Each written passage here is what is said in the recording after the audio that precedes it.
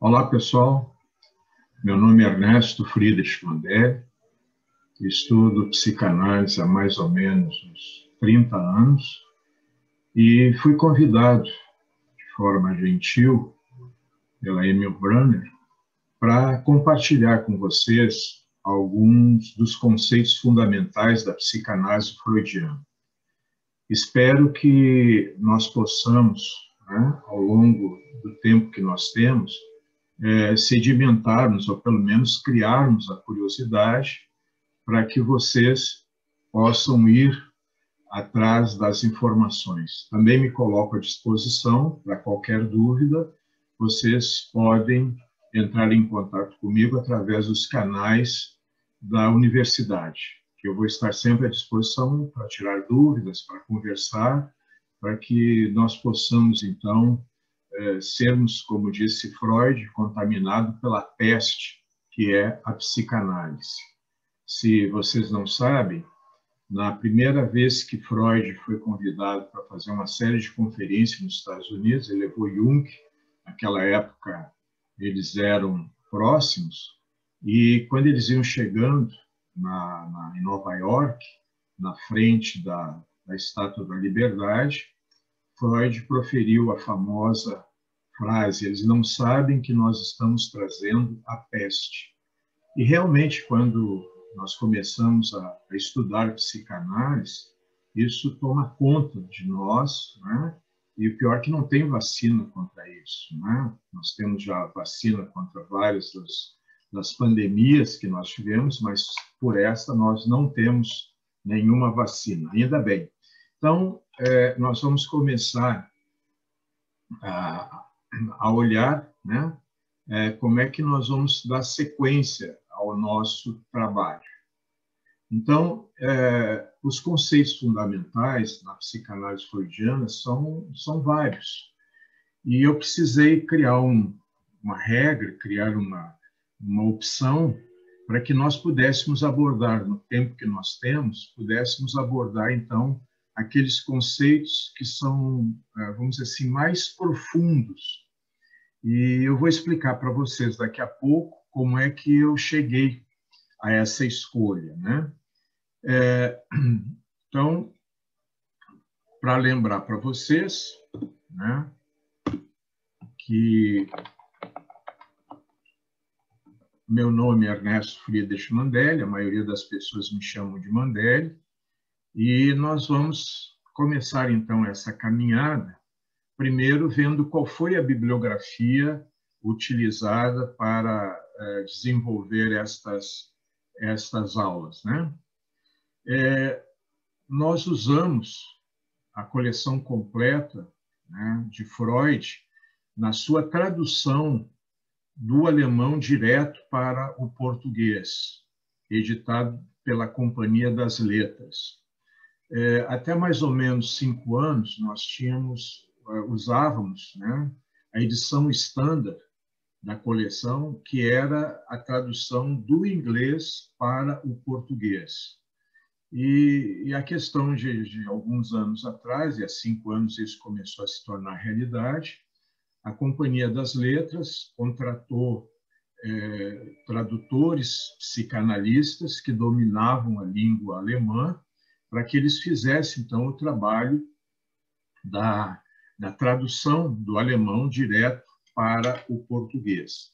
E foi interessante porque alguns conceitos, né, eles foram bastante modificados, o que fez com que o interesse, né, e a discussão em cima desses novos conceitos obtidos pela tradução do alemão para o português, né, ainda hoje dominem né, o cenário da psicanálise no Brasil. Então, a coleção completa da editora, né, Companhia das Letras, das obras de Freud.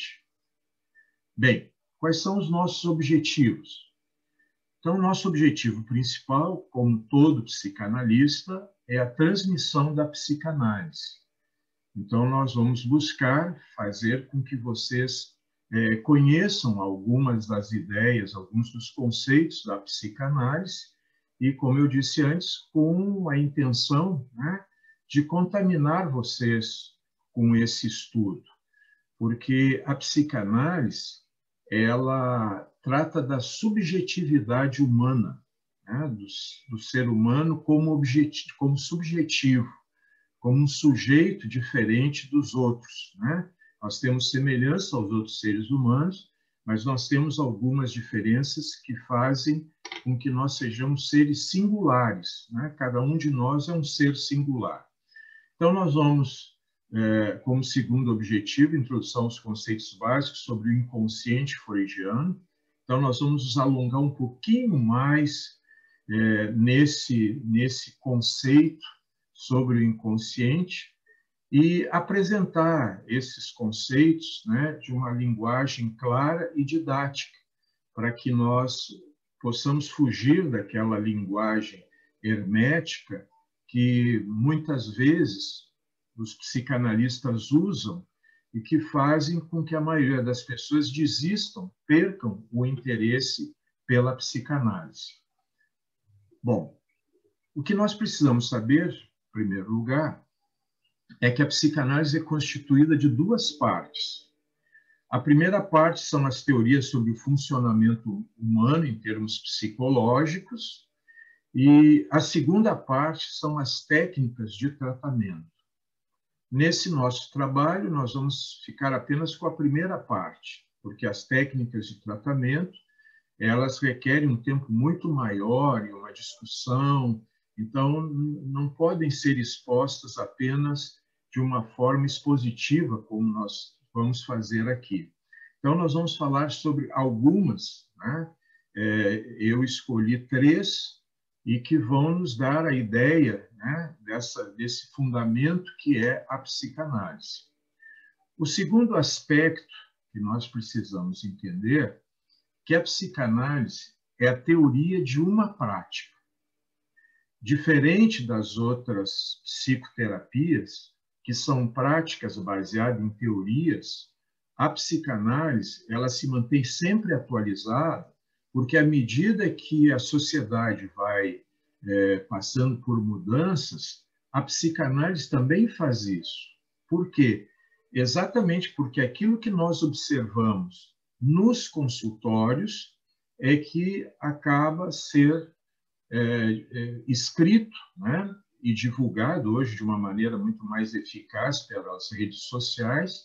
Então, se instala, né, uma discussão bastante ampliada e que faz com que a psicanálise, então, esteja sempre em evidência, sempre atualizada, apesar de ela ter mais de 100 anos da sua criação por Sigmund Freud. Bem, como é que é a formação do psicanalista? Conforme Freud nos disse, essa formação está baseada num tripé, né? O estudo da teoria, análise pessoal e supervisão. Vocês podem observar que a análise pessoal está em caixa alta, porque Freud disse que o psicanalista clínico ele se desenvolve, né? Ele se forma a partir da sua própria análise. E que o estudo da teoria é uma forma que ele tem de colocar, né, dentro dessa subjetividade humana, uma ideia sobre o que é comum, eu não digo normal, eu digo comum, daquilo que acontece em um determinado grupo de pessoas, que nós chamamos de uma cultura. E o terceiro elemento é quando começa, então, a atividade clínica do psicanalista, também o processo de supervisão, que é através de um colega mais experiente e que o psicanalista clínico ele apresenta, né, cada um dos casos que ele está trabalhando. Mas a apresentação não é feita de uma forma de contar, né, o fenômeno, mas sim de fundamentar aquilo dentro da teoria que está vigente naquele momento. Então, esse tripé é a formação do psicanalista. Alguns países têm algumas normas específicas para a atividade da clínica psicanalítica, né? Aqui no Brasil, a clínica psicanalítica, a fiscalização dela é dada para as escolas, que também são responsáveis pela formação dos seus psicanalistas, né? Então, cada país tem uma maneira, né, tem uma legislação própria para a atividade do psicanalista. Um outro aspecto fundamental que nós precisamos é de saber que, na realidade, nós temos 7 escolas de psicanálise. E, a partir dessa constatação, é que eu escolhi os 3 conceitos fundamentais para apresentar para vocês, né? Então, nós temos a escola freudiana, que é também a chamada escola ortodoxa, né? que a IPA, o Instituto, Associação Psicanalítica Internacional, é formada por membros da escola freudiana. Nós temos a escola dos teóricos das relações objetais, cuja a principal teórica é Melanie Klein.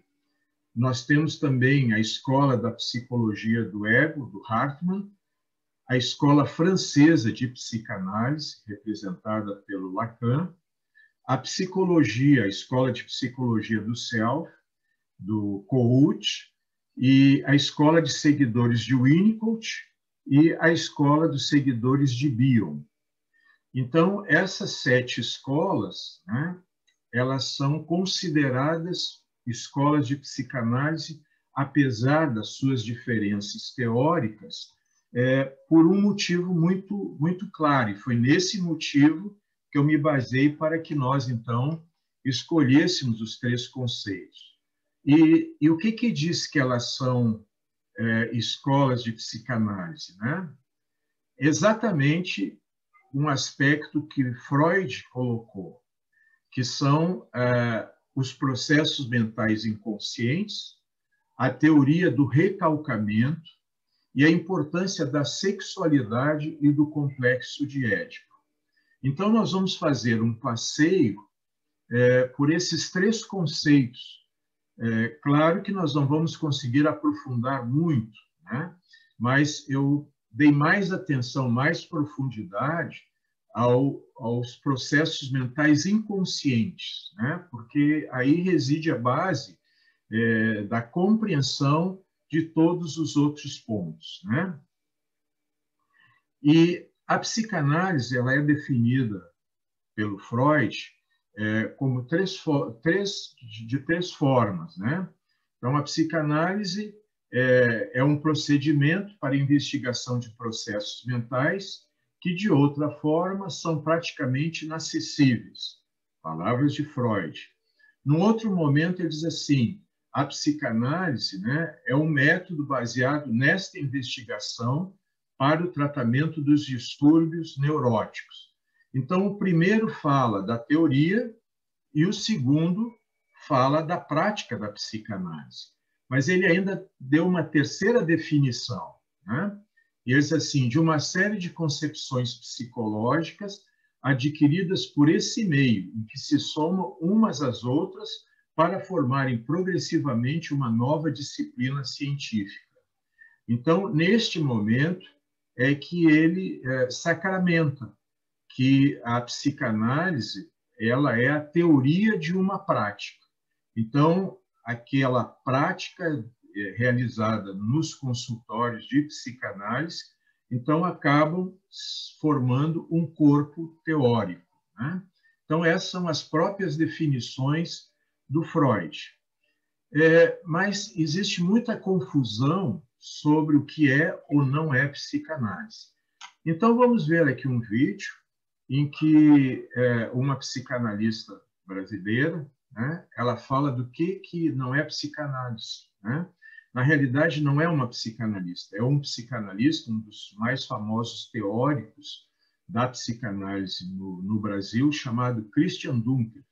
Ele tem um canal no YouTube com vários vídeos, onde ele aborda vários assuntos da psicanálise de uma forma bastante didática. Então, vamos ver o que ele nos diz sobre coisas que não são psicanálise.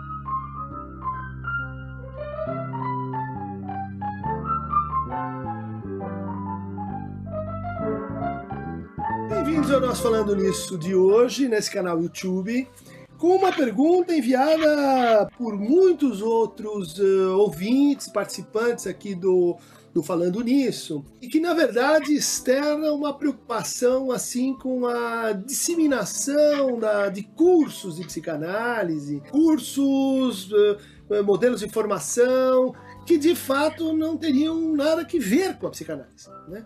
Então esse canal tem uma atitude assim de tentar encontrar e reunir assim, a diversidade de escolas psicanalíticas, de autores, de experimentações que existem no campo, variedades de percursos formativos, né? De valorizar assim a não concentração de transferências, de valorizar a psicanálise como um fenômeno, vamos dizer assim, no quadro da diversidade cultural e social, e que, portanto, as polifonias, as diferentes vozes que existem dentro da psicanálise precisam encontrar alguma expressão, algum reconhecimento. No entanto, a questão colocada aqui, ela se dá por uma via que é a seguinte: olha, os psicanalistas eles têm uma ética de formação que começou lá com Freud e que envolve estudos muito longos e que não depende do circuito universitário, né? Então ninguém se torna psicanalista porque fez um curso de psicologia ou de medicina, né? A pergunta aqui é a seguinte: o que dizer dessa antiga expressão que é "isso não é psicanálise"?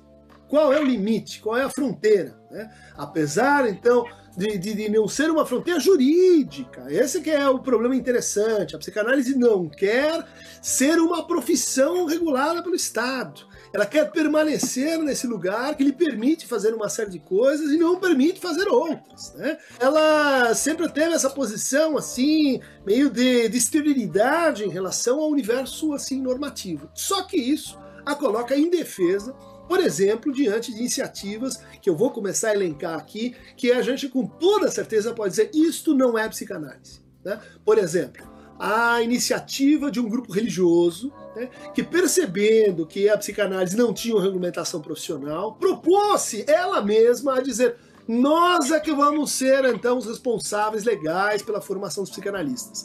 E junto com isso propunham assim coisas assintosamente assim contrárias à psicanálise, como carteirinha de psicanalista, como a medida exata que tem que ter um divã, como quantas sessões você tem que fazer, como você distingue uma conversão histérica de uma possessão demoníaca. Isso não tem que ver com diagnóstico em psicanálise, gente. Isso não tem que ver com psicanálise. Psicanálise em confluências ou em adjetivações do tipo psicanálise cristã, psicanálise espírita, psicanálise umbandista, psicanálise ligada a qualificada por qualquer movimento religioso ou científico. Isto não é psicanálise, né? O que não quer dizer que não possa existir um psicanalista que tenha uma fé, que cultive uma atividade religiosa, que participe, que tenha uma formação eventualmente em teologia. Mas transformar a psicanálise numa espécie de desdobramento da sua crença, isto não é psicanálise. Então, cursos que proliferam hoje pela internet e que, por exemplo, não falam às pessoas, façam essa pesquisa, curso de psicanálise, e não diz quem são as pessoas. Isto não é psicanálise, gente. Cursos que não tem nenhuma tradição na área, que você não consegue conhecer a procedência, em que a formação do psicanalista ela é feita assim ao modo de uma troca comercial, né? Assista tantas aulas à distância, etc. Gente, isso não é psicanálise. Coach Coaching, gente, não é psicanálise. Não tem que ver com um momento da nossa cultura em que as pessoas que trabalham em empresa estão sofrendo muito, em que estão percebendo que a sua ascensão profissional, ela depende de trato com pessoas, né? Ninguém chega a presidente se não conseguir escutar o outro, ninguém consegue alcançar o bônus no final do ano se comportar como um demente. Então, como é que você trata o sofrimento e as dificuldades relacionais escapando a peixe de você tem um problema, procure um psicólogo. Você transforma isso numa espécie de discurso de apoio, muito legal, tem vários tipos de coaching, né? Mas tem coachings que são psicoterapias disfarçadas, fuja disso, especialmente quando vier com esse signo, né, de valorização que é a psicanalítico. Não tem coaching psicanalítico, apesar de que os psicanalistas ajudam as pessoas nas suas profissões, ajudam as pessoas a aumentarem a sua produtividade, a darem melhor no seu trabalho. Concentração de transferência, gente. Aquela pessoa que eu sou o seu analista, eu sou o seu supervisor, eu sou o seu guia espiritual, eu sou o seu professor, e tudo que acontece com a psicanálise, a única que é boa é a minha. Isto não é psicanálise, gente. Para com esse negócio. Cursos que, por exemplo, aparecem como especializações universitárias, né? Super legal, a gente patrocina algumas lá na USP, né? Cursos de extensão, cursos de especialização, super legal fazer, porque diz respeito ao estudo da coisa, mas isso não autoriza ninguém a ser psicanalista, né? Isso é completamente, assim, adjuvante, paralelo, né? Assistir vídeos no canal YouTube. Isso não garante que ninguém vai se tornar psicanalista.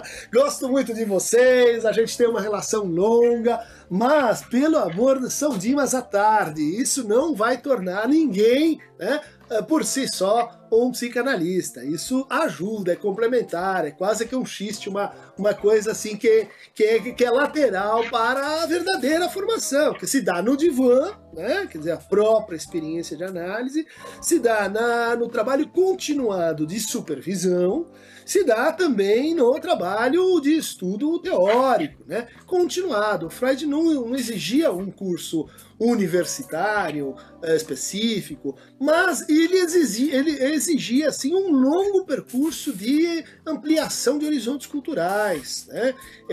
A cultura literária, a história das religiões, o Lacan, matemática, a antropologia, a lógica. Quer dizer, o psicanalista ela tem que expandir os limites da sua linguagem para poder acolher as mais diferentes formas de vida. Então, aquela que diz, vou fazer um cursinho, né, psicanálise, onde você vai lá ler 2 ou 3 textos e depois você vai se tornar psicanalista, não caia nesse engodo. Isso não é psicanálise, gente. Por hoje é só. Quem quiser receber novas críticas e proposições duras deste canal, clique aqui no Aqueronta Mover. E ficamos por aqui hoje.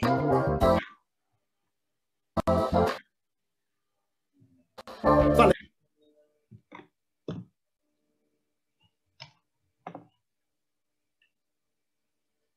Bem, como nós vimos, né, existe todo um processo da formação do psicanalista, né? O Christian Dunker, de uma forma bastante didática, de uma forma até mais cômica, ele mostrou o que não é a psicanálise, né? Então, vamos ver algumas coisas ainda mais sobre isso, né? Mesmo tocando um pouco nesse processo clínico, né? Então, vamos dar uma olhada, vamos dar uma sequência aqui no nosso trabalho, né? Então,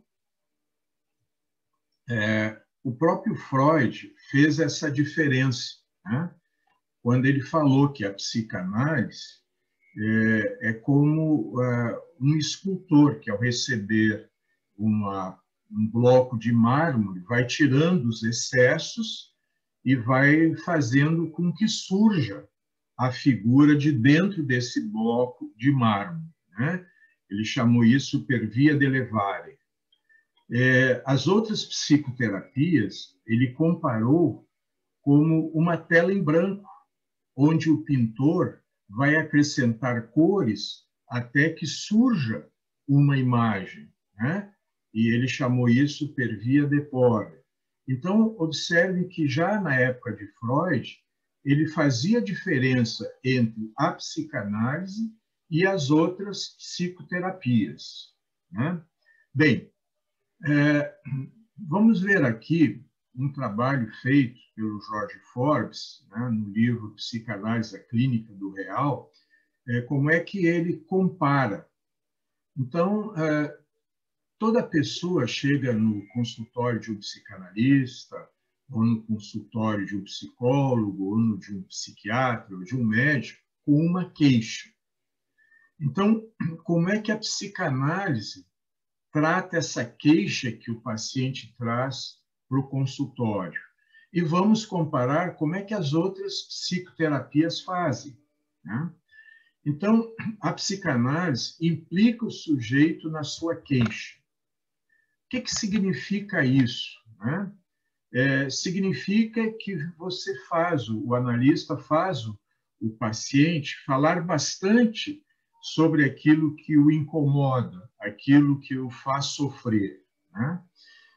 Num determinado momento, ele procura desenvolver o que a gente chama de retificação subjetiva, ou a melhora da qualidade da dúvida. Então, onde se questiona o paciente de qual a participação que ele tem neste processo de queixa.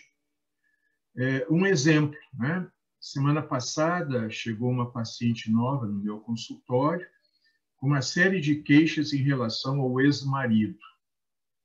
E eu deixei ela falar, ela falou durante algumas sessões, e hoje, pela manhã, quando ela foi, eu fiz uma pergunta, mas vem cá, por que ele te incomoda tanto? Por que você permite que ele tire a sua paz, inclusive que comece a atrapalhar o seu atual relacionamento, o seu casamento? Ela simplesmente ficou parada.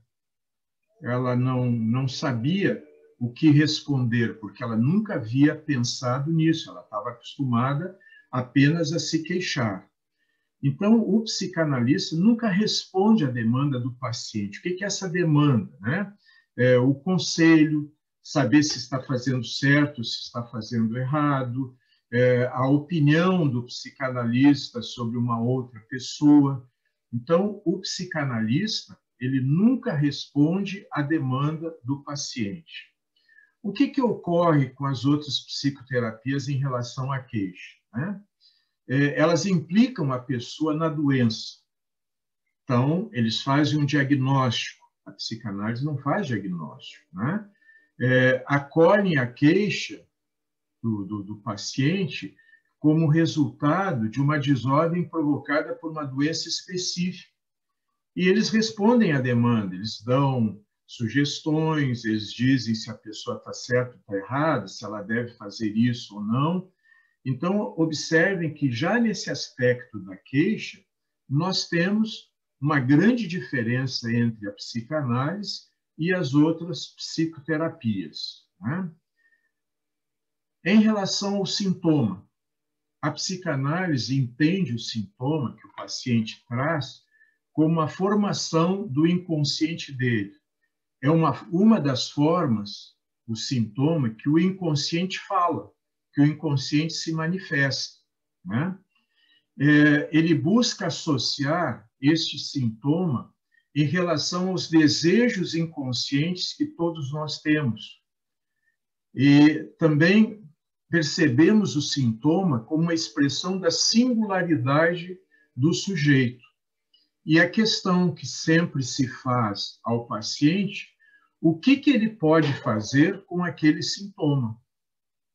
Então, essa é a abordagem, de uma forma generalizada, do paciente, do analista em relação aos sintomas que o paciente vem trazendo ao consultório, né? Já as outras psicoterapias entendem esse sintoma como uma expressão de uma inadequação e que esse sintoma está em relação com a doença que foi diagnosticada. E para fazer essa avaliação, eles usam testes, né, e outras formas para poderem avaliar a intensidade e a abrangência do sintoma. E todo o processo, né, do método terapêutico, dessas outras psicoterapias, visa erradicar o sintoma, né, para que o sujeito ele possa, então, se adaptar à realidade que ele vive. Então, mais uma vez, nós percebemos, né, essa grande diferença que existe entre a psicanálise e as outras psicoterapias. Como é que é o tratamento, né? O psicanalista, ele dirige o tratamento. O que significa isso? Que quem faz o tratamento é o próprio paciente. Através do quê? Através da sua própria fala. Justamente porque ele ficou doente pela fala de outras pessoas, então ele só pode se tratar através da sua própria fala. Nós, psicanalistas, né, nós positivamos o singular de cada paciente e responsabilizamos o sujeito, a partir de sua fala, dos pensamentos e das satisfações que ocorrem no corpo do paciente, né, que nós chamamos do seu próprio gozo. E aí tem uma coisa importante, a diferença entre prazer e gozo. Mas isso nós vamos tratar um pouco mais lá na frente. Então, nós convidamos, né, o paciente sempre a falar sobre o que ele não sabe. E o falar sobre o que ele não sabe, ou ele pensa que não sabe, possibilita que ele venha criar um sentido novo sobre a forma que ele tem de ver a vida e de se relacionar com esta vida e com as pessoas, né? Já as outras psicoterapias, o terapeuta orienta a pessoa. Eles tratam a doença e não o paciente, né? Eles desresponsabilizam o sujeito porque ele faz aquilo por causa da doença, né? E fazem uso de técnicas padronizadas, normas e protocolos durante o processo de tratamento. E uma das características da psicanálise é que o analista tem que formar, né, todo um modelo de terapia, vamos dizer assim, de acordo com cada paciente, porque um paciente nunca é igual ao outro. Então, nós vamos aproveitar esse tempo agora e nós vamos fazer um pequeno intervalo e nós voltamos daqui a alguns minutos para que nós possamos continuar analisando esses conceitos, que são os conceitos básicos, né, que eu escolhi para apresentar a vocês. Então, até daqui 10 minutos.